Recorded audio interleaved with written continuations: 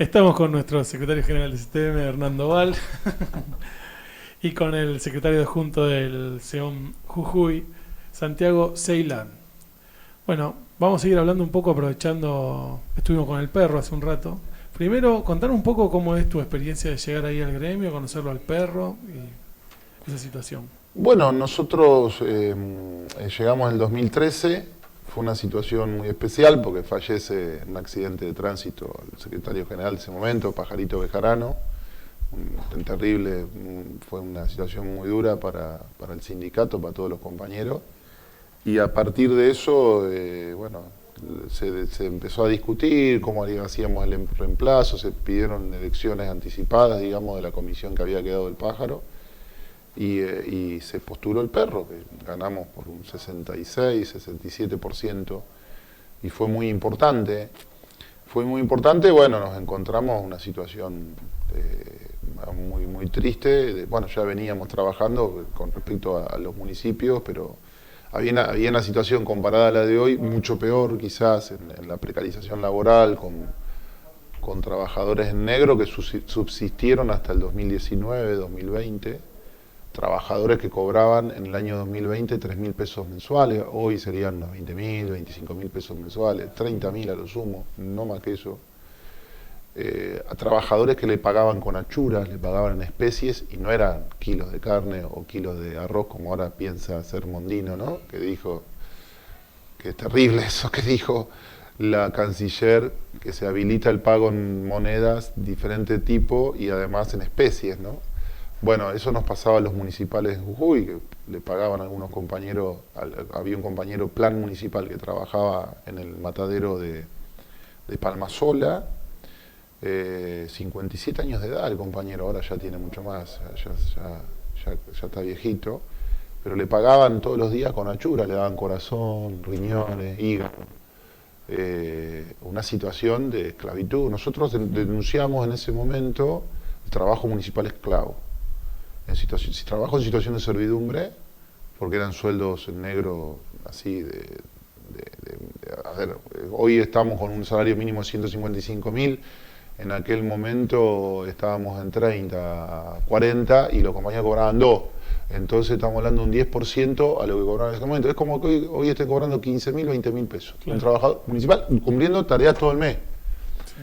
Eso cobraban, incluso lo hablábamos, Hernán, el Cholo, cobran esto. No, no puede ser. Lo decían los compañeros, no lo creían. Sí, aparte le daban cupones. El pago tenía un registro. Y incluso estaban las declaraciones juradas. Ahí fue cuando que había ido yo, creo, ¿no? ¿Dónde es que había ido? Hace 5N creo que había ido. Sí, Y algún tiré programa. Y tiré lo del sueldo y me miraron todo como diciendo, dale. No exageré. Dale. No exageré y no lo creían, no lo creían en ningún lado, no solamente hablábamos con los compañeros de acá, en Córdoba, en otras provincias, nada, hasta que le empezamos a mostrar los cupones y empezamos a entrevistar a los compañeros y ellos decían. Me acuerdo de unas compañeras que trabajaban en el comedor municipal de Santa Clara y que las hacían trabajar embarazadas hasta el 8º mes al lado de las cocinas. A una se le había pegado la placenta por el calor de la cocina, cobrando 3.000 pesos mensuales.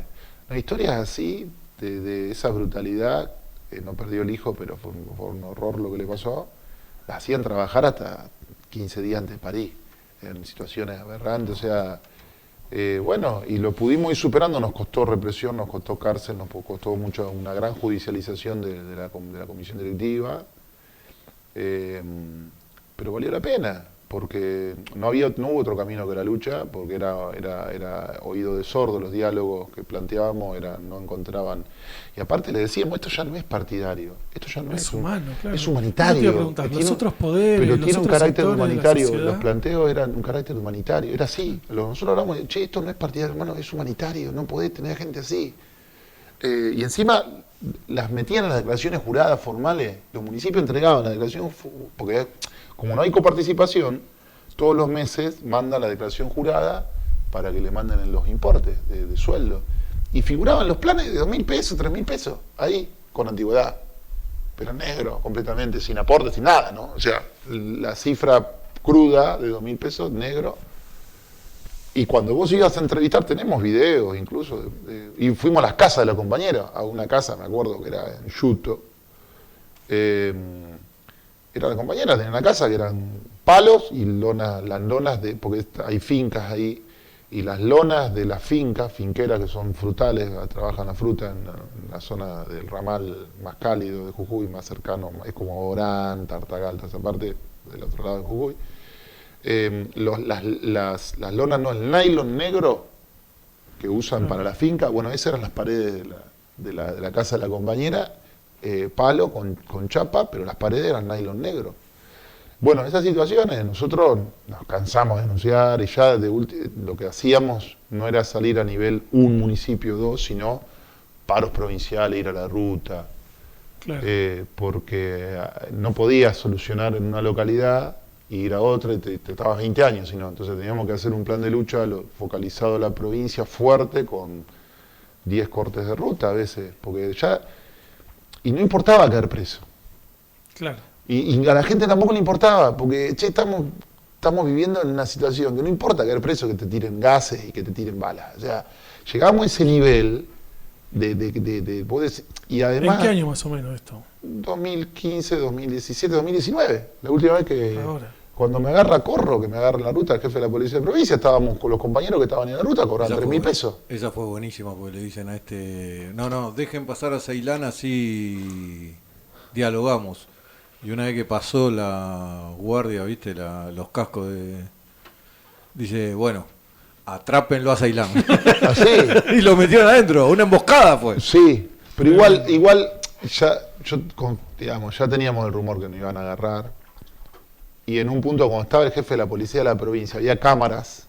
Dije, no, este tipo no.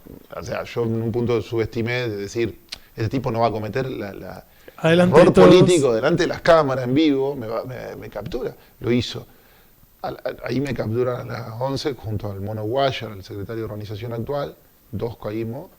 Pero en ese momento había 8. Pobre el monito. Sí. Tiene una cara, pobre. Y nos llevan a la comisaría, pero fue tal el efecto. Le mandamos un saludo al monito. Bueno, claro que sí.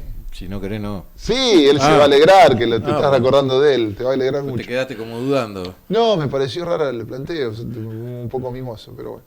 No, está bien.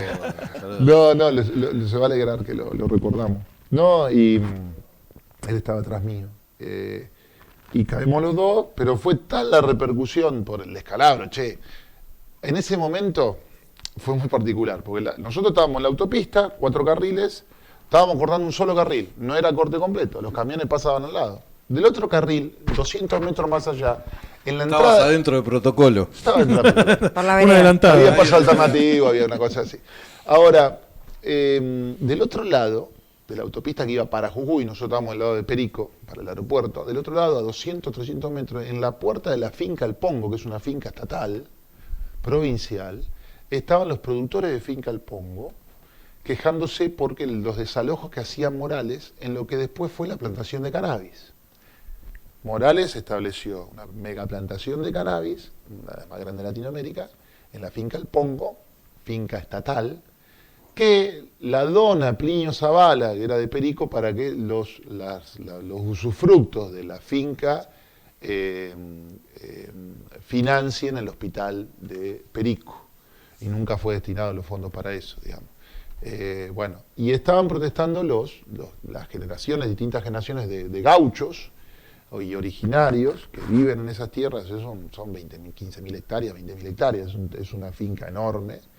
Y ahí Morales estableció su producción, y en ese momento estaba Morales en la ruta, estaba yendo con los gobernadores de Misiones, el de Mendoza, el de Misiones y alguno más, no me acuerdo, una provincia cuyana, y estaba re molesto, porque estábamos por un lado lo del SEOM y por otro lado lo de Finca El Pongo, y él pasó, y él le dio la orden directa, o sea, salteándose la justicia, porque no hubo orden de detención para que nos llevaran secuestro. Fue un secuestro. Claro. No hubo orden judicial, fue una orden directa del Ejecutivo al jefe de la policía y nos capturó. Y eso, bueno, a partir de eso trascendió, eso generó una repercusión y lógicamente fue vehículo para denunciar la situación de precarización de los municipales en ese momento. Y 2 o 3 meses después hay un decreto que anula los planes municipales en todos los municipios. O sea, hubo 2.000 compañeros que fueron blanqueados. Valió la pena. Claro. Valió la pena porque 2 o 3 meses después se ganó, hubo una visibilización de eso. Porque nosotros nos decían, ¿por qué te llevan preso? Y porque estábamos con compañeros que cobraban 3.000 pesos. ¿Cómo? No puede ser. Que estás ahí con gente que cobre eso. Sí, eran los que estaban desesperados por no podían comer. Entonces, bueno, eso.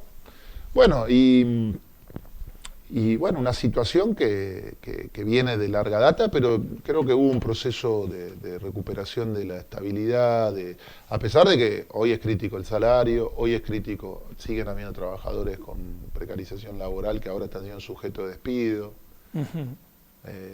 Y así estamos, pero estamos fuertes como para continuar con la lucha. Hablabas recién, fuera del aire, de los vínculos del Estado del Estado provincial y los estados municipales con determinados ejes privados, digamos, particularmente Ledesma, que tiene como una influencia fundamental sobre los municipios. Sí. Claro, bueno, tanto Ledesma como las mineras son economías de enclave, lo que se llaman de economía de enclave. ¿Qué significa? Que no dejan desarrollar otras economías, no dejan el pluralismo de los emprendimientos económicos. Las mineras, cuando están en el territorio, desplazan al ganado de llamas, por ejemplo, o a la producción de quinoa en el territorio, en la puna. Quinoa. Quinoa. Me dijeron que es sana. Sí. La quinoa es un super cereal. Ceilán te puede hablar de cualquier cosa. No tanto. O sea, aprovechenlo porque es como la pequeña enciclopedia ya me está cargando. de los municipales. Yo, si estuviese en Seba López acá me estaría haciendo... Soy curioso y autodidacta y estudio mucho, trato de estudiar mucho. De lo que hablo, es saludable. De lo que hablo trato de estudiar. Bueno, y aparte me gustan las plantas. Mi viejo era productor de plantas y bueno, ahora mi familia es viverista. Y bueno, la quinoa realmente no se desaprovecha. Ahora no sé cuánto estará el kilo de quinoa, pero es caro. Pero además porque tiene el peso, tiene un 41% de proteína en peso. O sea, casi la mitad del peso del grano es proteína. Y es una proteína de alta calidad. Se debería producir en grandes extensiones del país porque es un producto... La carne de llama también. La carne de llama es una de las mejores proteínas cárnicas del mundo. No tiene casi colesterol y la fibra de la carne es muy excelente. Ahora vos fíjate, el productor de llama en la puna tiene barreras fitosanitarias que les impide comercializar en San Salvador de Jujuy. No hay carnicería de carne de llama en San Salvador de Jujuy. Y vos tenés productores de llama porque hay barreras de cenaza que les impide, tienen que hacer la faena de determinada manera, tienen que hacer el traslado, aparte se desfinancia. ¿Qué pasa? El problema de la minería en la puna es que el Estado, la única economía que deja subsistir, además de la extractivista, es la de servicios, la del turismo. Entonces vos tenés, ¿no? La quebrada de Humahuaca, turismo, fenómeno. Y ahí sí hay financiamiento, incluso se alienta que vayan, incluso se han vendido tierras con la declaración de la UNESCO de la quebrada de Humahuaca, se extranjerizó todas las localidades tanto de Tilcara, que se mudó la localidad Sumaypacha, como la de Purmamarca, que se duplicaron los ejidos urbanos, y de Purmamarca se va a Chalala. Algo pasa en el control, ¿eh? ¿Qué pasa en el control? Sí, No. algo pasa en el control. Ok. Poné la cámara del control, a ver, cariño. ¿Qué pasó? A ver. ¿Por qué fue? Bueno, ¿y qué pasa con esto? No es menor este dato, porque alientan la minería y alientan la zona de sacrificio, lo que se llama zona de sacrificio, que es el despoblamiento intencional del Estado. El Estado alienta que se despoblen las zonas de sacrificio, que son las zonas donde la minera tiene que actuar tranquilamente, expoliando los recursos, sin control. Esto es fundamental. El concepto zona de sacrificio es un concepto sociológico, que fue una socióloga mendocina, lo aplicó, y es para esto. Entonces, ¿qué pasa? El productor de llama, yo quiero pagar a un banco a pedir un crédito para mejorar, no se lo dan. Che, yo necesito un flete y logística para trasladar la lana o trasladar la carne, no se lo dan. Che, yo necesito vender mi producto, no. Eso entonces tienen que subsistir las economías regionales como pueden, mientras sí se alienta el instalamiento minero. Vos todos los días, por hora, van pasando las tolvas del litio y sobre la ruta 40 hay una extensión de 30 o 40 kilómetros de extensión donde hay el emprendimiento litiero tiene kilómetros y kilómetros de extensión. Es un meganegocio con regalías miserables del 3%. Y además tienen subsidiado el gasoil, no pagan impuesto a la ganancia, los laburantes quieren no pagar el impuesto a la ganancia, las mineras no. Y ahí hay un tema que en otro lado del mundo está tratado de otra forma, porque en Bolivia las regalías son del 40-60%, en Chile son del 40%, en Bolivia son del 60%, entonces tenemos una regalía del 3% y no es poca plata. La tonelada de carbonato de litio está a $40.000 en el mercado, $7.000 en costo de producción la tonelada, y le quedan limpias de ganancia $30.000 por tonelada y sacan 80.000 toneladas anuales. Hay minero. 80.000 pero ahora, por 30, o sea que es una... Ahora dice que Milei va a hacer un DNU y le va a poner una regalía importante para que no se la puedan llevar la riqueza al exterior. No creo. Todo lo contrario, lo que deroga con el DNU Milei, si había algo mínimo de control, era que tentaban obligados a publicar el tipo de inversión, el tipo o sea, la situación de los trabajadores, todos los detalles esquemáticos, ¿no? Digamos, ahora no están ni siquiera obligados a decir qué tipo de inversión van a hacer, cómo, o sea, qué están invirtiendo, cómo es la proyección esa, ni siquiera están obligados, se desregula aún más la actividad. Y una actividad que, a ver, dicho sea paso, la regalía es lo que vos le cobrás un canon por sacarte la joya de la abuela, recurso no renovable, no son impuestos las regalías, no hay que confundir regalía con impuestos. ¿No? El impuesto a la ganancia es otra cosa, los impuestos son distintos a las regalías. La regalía es un canon, es una cuota, por participar, digamos, de esas riquezas que son de todo el pueblo, que en rigor deberían ser de todo el pueblo, hoy están estipuladas en la provincia, que es un error. Dice el dominio originario de los recursos naturales está en las provincias, lo cual no debería estar en el Estado, sino en la sociedad, en la población.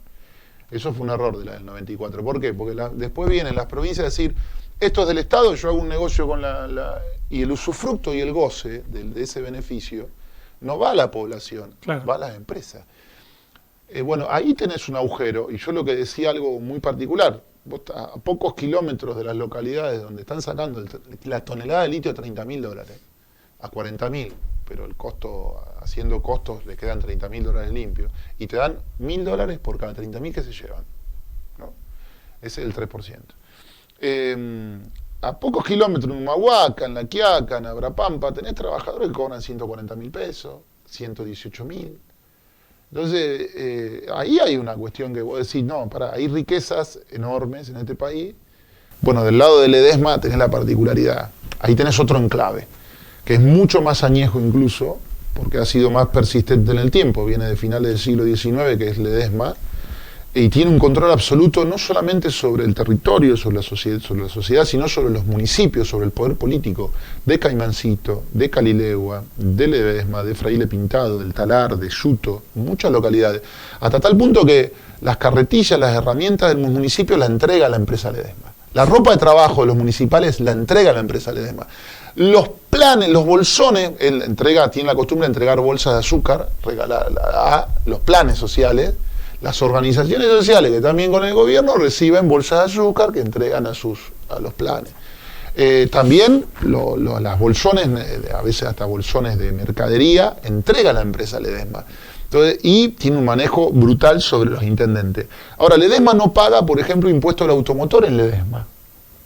Todas las flotas de vehículos que tiene no le paga al municipio. Eso es increíble cuando nos enteramos en tránsito. No, Ledesma no paga el impuesto a la patente, los impuestos que hay a la patente, no lo paga el Libertador. No paga impuestos a nivel local, no paga impuestos, creo que había un impuesto de inmobiliario, no me acuerdo qué impuesto que no lo paga, incluso los concejales decíamos, no, acá no paga nada. Paga un solo impuesto nacional y listo. Ahora, nadie le puede decir nada a Ledesma. Claro, porque deben tener un poder enorme. En la provincia. Manejan ese departamento. En ese departamento, en Caimancito, se extrae petróleo. La cuenca de Caimancito. Son unos 2.200 barriles mensuales.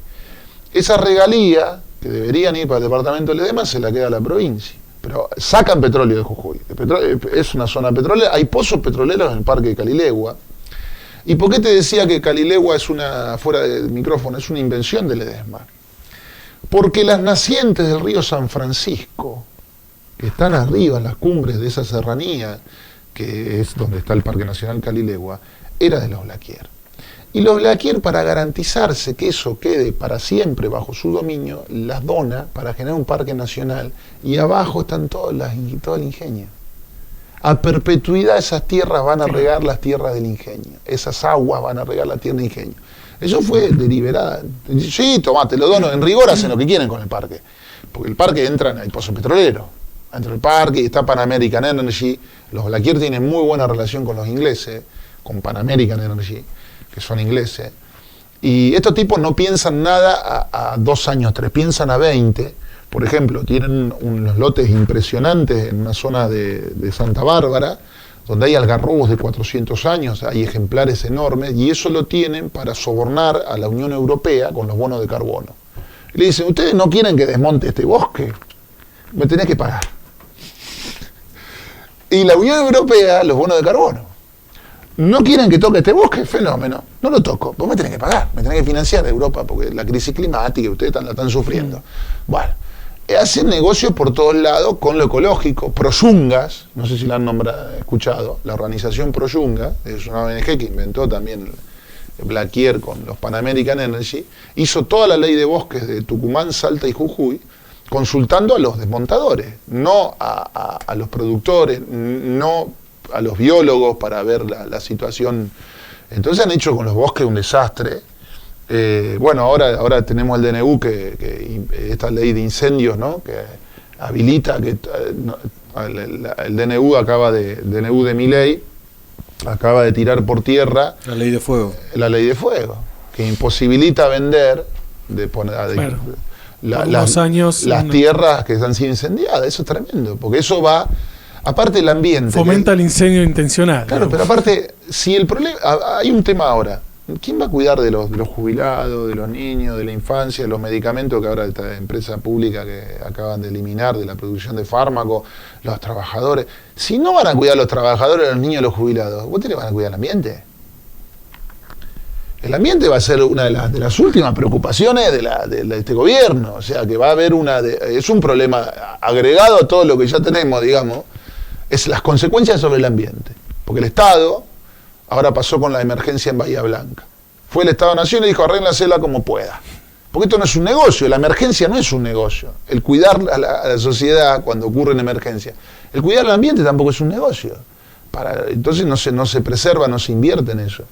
Yo creo que hay que resignificar eso, ¿no? En ese sentido sí el Estado es importante, fundamentalmente, no solamente para el cuidado de lo que hablamos, sino para decir, che, hay un Estado que necesitamos para emergencia, hay un Estado que necesitamos para cuestiones ambientales, hay un Estado, lo vemos nosotros en el territorio, al recorrer Jujuy, esto, ¿no?, que se dejan zonas enormes, el territorio de frontera que vos tenés, donde está el litio, tenés recursos, y el Estado no está presente, están las empresas mineras, con su seguridad privada, pero no está el Estado-Nación. En ese sentido, los municipales estamos. Sí. Lo que decía, ¿no?, arriando la bandera en Xavi, en Santa Catalina, esa presencia del Estado municipal, ese municipal que está ahí en la zona de frontera hace patria, porque la permanencia, el desarrollo de ese trabajador hace que ocupemos un espacio estratégico. Cumple una doble función, no solo garantizar un servicio, sino ser un elemento, un componente de soberanía nacional. Uh-huh. Ahora, ¿cómo uno lo ve desde acá y ves siempre que, digamos, en la lucha hay mucha organización y que los gremios incluso se juntan? Pero, ¿qué posibilidades o en qué etapa estamos, en todo caso, para pensar una herramienta política que pueda hacer frente a esto, que supongo que debe ser toda una estructura de poder judicial, económico? ¿Hay un proyecto de las organizaciones? ¿Hay se vislumbra, digamos, algún tipo de posibilidad política que gane una elección y se pueda plantear un proyecto alternativo? Yo creo que sí. Yo hace poco lo escuchaba a Sebastián López, nuestro secretario general, que estuvo ahí en Cosquín, y era uno de los temas que los compañeros, el Cholo, lo mencionó. Pero bueno, nosotros fundamentalmente a través de la multisectorial, hemos visto, sí, la necesidad de armar un instrumento político que sea, digamos, lo que sí tenemos que ver cómo no, o sea, la necesidad de armar un instrumento político y que dispute poder, sí es necesario, a nivel provincia de Jujuy. Y lo hemos visto no solamente del lado municipal, no solamente con dirigentes de nuestro sindicato, va a haber compañeros que les interese estar, otros no, incluso dentro de la dirigencia, dentro de los delegados. Ya mismo los delegados hacen política, muchas veces nos topamos, y esto hay que reconocer, los compañeros a veces te dicen, mira, voy a hacer política para tal candidato, pido licencia, o sea, te lo dicen y está muy bien, lo cual nos parece viable, pero también entendemos que nosotros confiamos en la dirigencia que hay, como para que asuma ese papel más complejo, mucho más desafiante, ya no solo hablar de las demandas de los trabajadores municipales, no solo eso, además de eso, o de la demanda de los trabajadores estatales, o de los problemas de los trabajadores estatales, sino ya empezar a discutir otros problemas relativos a la economía, a la producción, al comercio, a un montón a la salud, a la educación, pero vemos que el instrumento tiene que ser, quizá lo que estamos viendo es elaborar un instrumento político con distintos espacios, ¿no? Que haya docentes, que haya compañeros de salud, estatales o municipales, que haya incluso sectores, como te decía, creo que lo dije, de la multisectorial, sectores que estén relacionados con las organizaciones gauchas o con los pueblos originarios, tienen que estar. Es una herramienta donde lógicamente hay que determinar los lineamientos, digamos, los puntos en común, cómo nos vamos a desarrollar, pero nos parece sí importante. Lo que sí, no perder el contacto con la gente, también que el sindicato no deje de hacer lo que viene haciendo, ¿no? No por tener un instrumento político descuidamos lo sindical, eso es muy importante. Pero sí lo vemos importante que haya una herramienta política desde el lado, no solamente de los trabajadores, sino desde el campo popular, desde los sectores populares, sí, y eso no creo que pronto quizá lo tengamos, ¿no? Lo estamos hablando. Sí, volviendo a lo gremial, te quería hacer una pregunta. ¿Vos te acordás la primera acción gremial en la que participaste vos? En la que vos dijiste, te sumaste, sin ser, por ahí no eras parte de la comisión del sindicato, claro, pero en la que vos te sumaste. Yo ya venía militando. Habíamos tenido una pelea fuera del sindicato, antes de llegar al sindicato, con una estación transformadora, que la ganamos, ahí en Los Naranjos, 6 meses de acampe. Yo venía incluso con el perro habíamos estado ya militando, pero los primeros sindicatos, a mí lo que me gustó mucho es volver a hacer las asambleas. A mí me miraban como un marciano, ¿no? Los compañeros, porque llegaba este gringo de 2 metros, que no es jujeño, tiene este acento olavarriense, viste cómo gritan los olavarrienses. La altura. Entonces, si los de Olavarría gritan todo como el Tano Estupia. Yo sabía que decir eso. Pero era una cuestión, hubo asambleas que estaban hacía tiempo que no se hacían. Entonces, era ir a una asamblea, te miraban los compañeros. Volver a otra semana, ya empezaban a agarrar confianza, empezaban a hablar. 2 o 3 veces en 4 semanas, en 3 o 4 semanas, para que empezaran a salir. Para que empezaran a decir, sí, falta esto. O sea, ese proceso es hermoso, porque cómo cambia el compañero de actitud, y que se da poniendo el cuerpo. Y que se da escuchando que alguno te va a decir, y te va a criticar, y en eso el dirigente tiene que cambiar la cabeza. El dirigente tiene que entender que es un hombre público, una mujer pública, son dirigentes, una personalidad pública, que tiene que estar en el roce. A veces te critican, a veces incluso te pueden putear, te pueden mandar a pelar, ¿viste? Fruta, pero hay que estar. Y esa presencia es fundamental. Hoy más que nunca poner el cuerpo. Poner el cuerpo. La lección es poner el cuerpo. Te podés equivocar, y tener línea, lógicamente, ser claro, ser concreto, estudiar. Justamente estaba diciendo algo cuando hablaba de lo político. Hoy hace falta mucha pedagogía. Mucha pedagogía de lo que es de interés público. Hablar por ejemplo, ahora tenemos el tema del DNU, hablar del DNU, hablar de cuáles son los límites, hablar de cuáles son las facultades del Congreso, del presidente. Aunque vos me digas, no, la gente no lo va a entender, se aburre. No, nosotros nos pasó con la reforma constitucional en Jujuy. Cuando se despierta el quilombo, nadie hablaba de la Constitución, de un tema de Constitución 2 semanas antes. No se hablaba en ningún lado. Y era un tema para 3 o 4 tipos que lo hablaban una vez cada 20 años. Y después toda la sociedad empezó a hablar de derecho, de garantía, de anticonstitucionalidad, de nulidad, de temas que vos decís, che, no estaban, estos temas era imposible pensar que se iban a discutir. Bueno, ahora se viene una etapa así, me parece. Acá a nivel nacional, no ya a nivel local, donde vos tenés que hacer pedagogía porque la gente está interesada en que alguien le explique las cosas lo más claro posible, ser conciso, ser preciso. Pero también eso hace que el dirigente se vea obligado a estudiar, a formarse. El dirigente político tiene que estar predispuesto al estudio, a la formación, al intercambio de ideas. Y también algo importante que es a escuchar. Hay que escuchar, hay que ir a poner el cuerpo y escuchar a la gente, a ver dónde está. En la solución también están los compañeros y la compañía de la base. No es que uno va con el libro y le dice acá está la solución. Pero sí hay temas que hay que poder hacer una pedagogía y es muy importante ese rol de los dirigentes. Que es algo que vemos que falta. Los partidos políticos no educan, salen para la campaña. Pero el rol de educadores que debe tener un partido político no está. No hay partidos políticos que eduquen. Vemos eso también. Vos decís, bueno, ¿por qué un partido político? Bueno, volviendo un poco al tema, no haciendo un ping-pong, pero el partido político que entendemos que tiene que ser didáctico, tiene que ser pedagógico, por eso tiene que haber docentes, por eso y poder avanzar en un proyecto que garantice, bueno, todas las demandas que entendemos que son importantes, ¿no?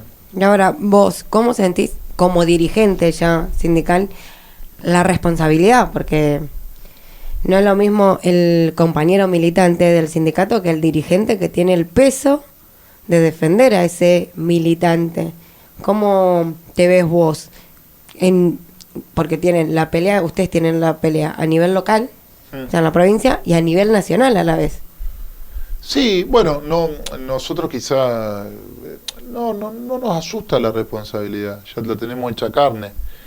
Lo que sí nos asusta que poder trabajar, que ese militante que quizás no se asume todavía como responsable, está en la demanda, o esos compañeros que demandan y que no están como una situación de yo me hago cargo. Es muy importante que cada vez haya más compañeros que pasen de esta cuestión de... Nosotros vemos que hay como un militante que hay un compromiso, pero todavía tiene que romper con el ego. El militante fundamentalmente va a transformarse en un dirigente, en un cuadro político, con que ensimismado con su organización o comprometido plenamente, tiene que dejar el ego de lado, porque va a tener que estar subordinado a su organización política, tiene que dejar el ego de lado. Los temas, digamos, cotidianos, individuales, tienen que pasar a ser algo secundario. Y es necesario cada vez y ese compañero que es cuadro, dirigente político, asume todo lo que hace es responsabilidad de él. No puedo echarle la culpa a otro. El militante sí puede echarle la culpa a otro. Bueno, no, dice, no, fue culpa de Doval. Siempre culpa de Doval, viejo. Fue culpa de Doval.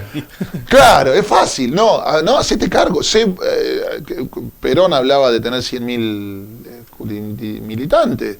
Pero yo hablo de esto de decir, che, cada militante ya tiene que pasar a ser un cuadro político y se tiene que hacer cargo él. Tiene que ser un conductor. Nosotros necesitamos muchos conductores. Y en ese muchos conductores tiene que ver también con convivir, en una conducción, hacer grupo, ¿no? En una orgánica, o sea, en una organización.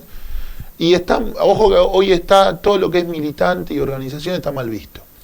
Pero necesariamente tiene que haber algún tipo de profesionalización, por así decirlo, de la política. Y los empresarios son profesionales, los políticos que son cagadores del pueblo, que se la pasan, son profesionales y están 25 horas al día viendo cómo van a amargarnos la vida y a concentrar riqueza. Esos son profesionales, no es que laburan de otra cosa. Nosotros tenemos que tener lo mismo en el campo popular. Tenemos que tener cada vez más dirigentes comprometidos, dirigentas, mujeres comprometidas. Creo que faltan dirigentes mujeres. Fíjate lo que han hecho las Bartolinas Sisa en Bolivia, que han revolucionado la política boliviana en muy buenos términos, digamos, son compañeras muy bien formadas y aguerridas y comprometidas y que manejan territorio, manejan sus sindicatos o sus organizaciones. Pero bueno, veo el vaso medio lleno, por así decírtelo. A pesar del garrón este que está ocurriendo, entiendo que viene una etapa a futuro, después de que logremos cruzar este pantano de Milei, viene una etapa de resurgimiento. Depende de nosotros. Incluso que venga otro momento como el primer peronismo, sea un momento emancipador importante, tenemos que asumir el compromiso. Esto que te decía de poner el cuerpo, ¿no? Y exponerse. Eso habla hoy está en crisis tanto la representación, ¿no? El ser intermediario, como también está en crisis la forma Estado, que eso es inédito, porque hasta hace muy poco el Estado-Nación era lo que más o menos, ¿no? la forma que nos organizaba. Hoy está en crisis, si fíjate que la pone en crisis Milei. La forma Estado, división de poderes, no me importa 2 rábanos, legislativo, judicial, yo lo paso por arriba. Hoy está en crisis eso. Entonces, también nos va a obligar esta situación a decir, che, ¿qué forma de Estado? Quizás no es es otra forma. Va a ser el adecuado para un proyecto de país soberano, con plenos derechos. Nos va a significar yo creo que va a ser un desafío enorme para toda 2 o 3 generaciones que vienen, como, siendo esta quizás la más longeva de esa generación. No, pero vos estás en esas generaciones. Es la tuya, sí, la que viene y la que viene, quizás, en la cual estamos nosotros. De decir, bueno, ¿cómo asumimos el compromiso de refundar el país, refundar el Estado? Y hasta quizás haya que hacer una segunda independencia, porque como está poniendo este hombre las cartas en la mesa, si se ejecuta lo que pretende Milei, estamos hablando de que vamos camino a una semicolonia. Entonces vamos a tener que decir, che, capaz que haga falta una segunda independencia. Ir a fondo con cuestiones, como hablábamos, el litio, la minería, el petróleo, el mar, los ríos navegables que lo tenemos tranquilizado.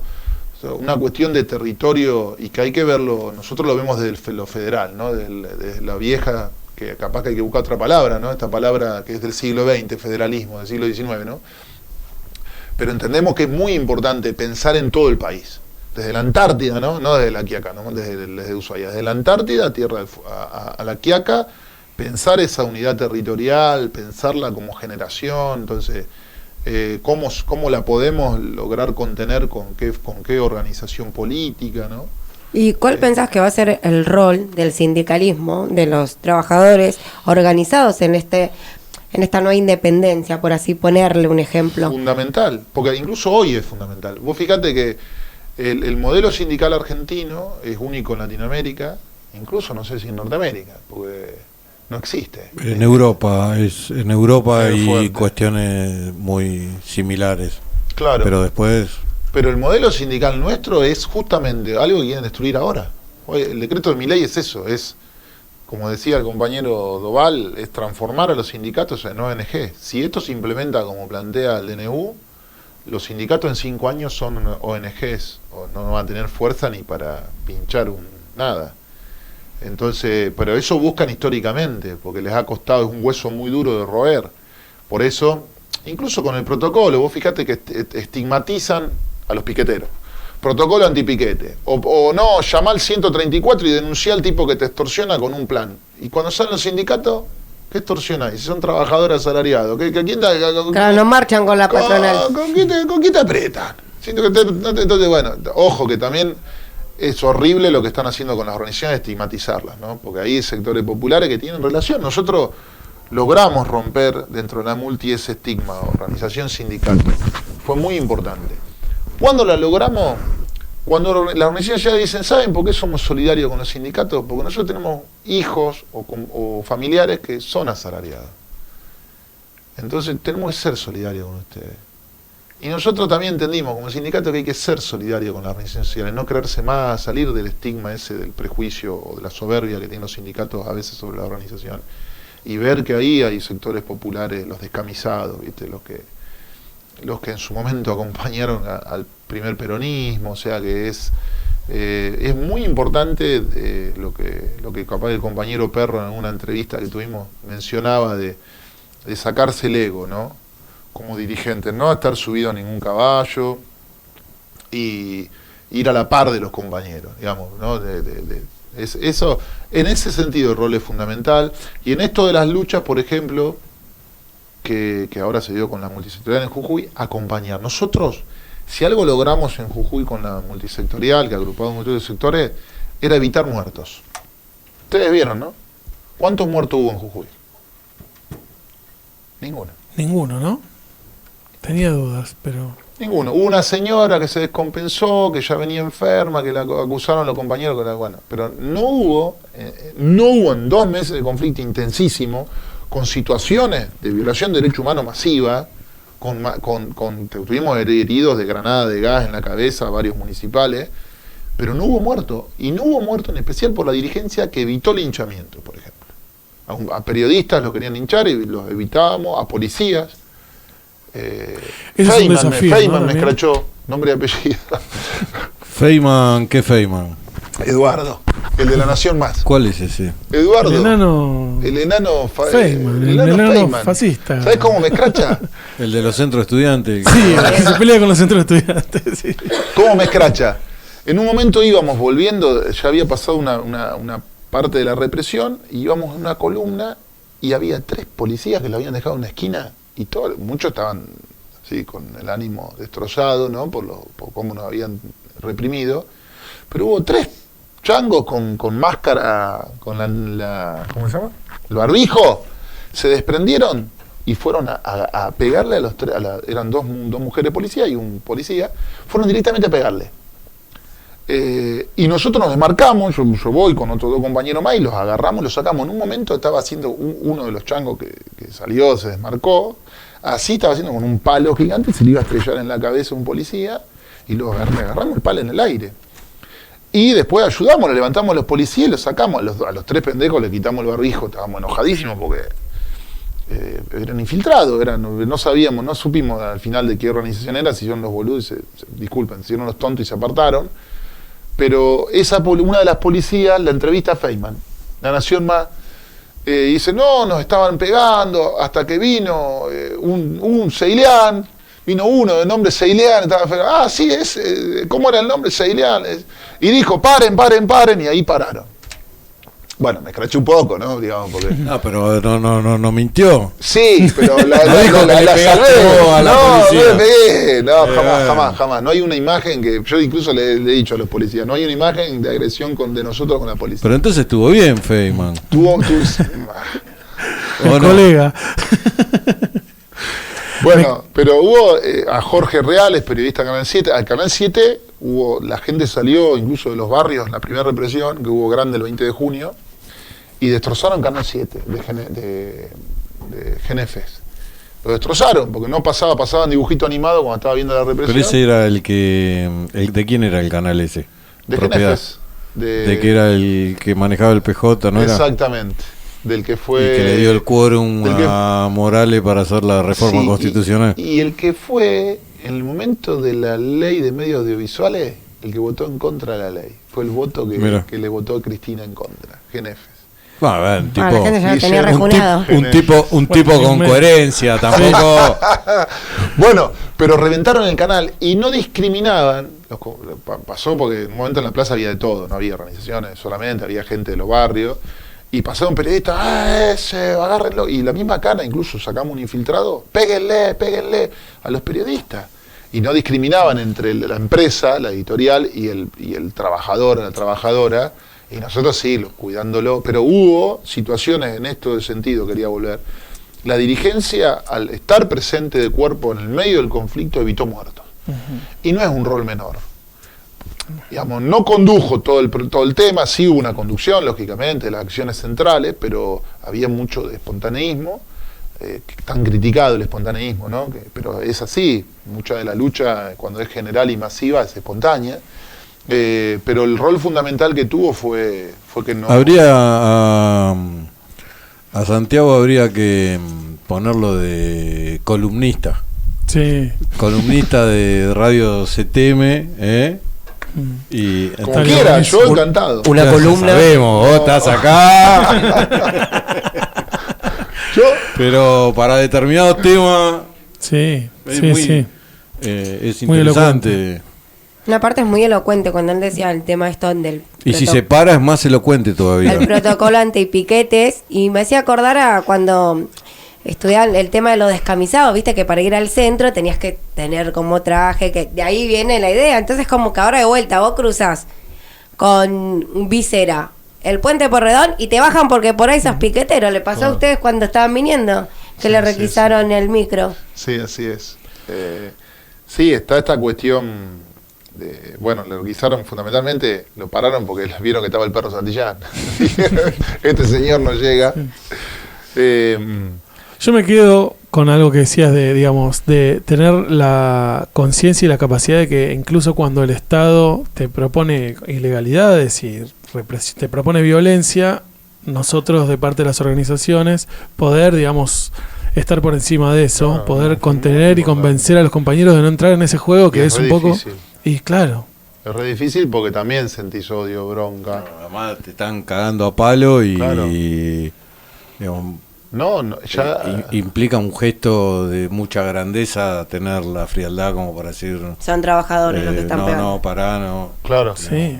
Y Sí. que es a donde nos quieren llevar justamente No, para cagarnos incluso bien a me palo. pasó algo, en un momento de la plaza era un montón de gente, y lo cubrimos un periodista, y había uno con una lata de cerveza que me la tira. ¿Por qué lo protegés? Vos sos policía. Hasta que varios compañeros que no, así, compañeros de son. Pero había uno de un barrio que tomando una lata de cerveza y me tiró una lata de cerveza, me bañó de cerveza. Y me acusó, ¿por qué lo protegés al periodista? ¿Vos sos policía? No soy policía, explíquenle, ¿viste? Ahí había una compañera En de todo seguro. caso pues ya ser granadero. No, granadero a caballo. Pero bueno, había una locura así y Claro. fue, bueno, muy importante eso. Mirá, poné la cámara, esa. Mirá por qué te digo que pues ya ser granadero. Parate. No, Ceilán. no me hagas Sí, eso. parate. Pero vos tenés... Mirá, y eso, pará, vos sos familiar cercano de Napoleón. y eso que yo soy alto, mirá. No. Mirá. Ya, a ver, te puede tocar el techo. Ay, Dios.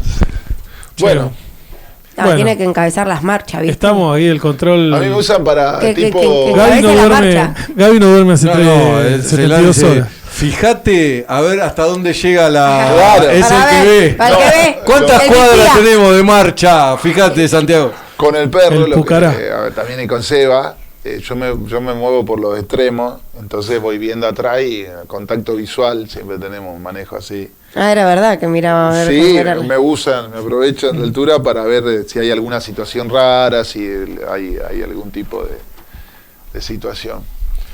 Bueno, Bueno, gracias por invitarme y dejarme hablar tanto. Ojalá podamos llamarte. Después te vamos a pasar La El cuenta. la cuenta, la pauta, porque viste que Milei nos sacó... No, nunca tuvimos pauta, a ver si todavía queda. ¿En serio? Capaz que se piensa que es verdad. No Pero viste sabía. que sacó la pauta, entonces andamos necesitando, sí. Pero bueno, fíjate. Bueno, ojalá que tengamos esto que sea.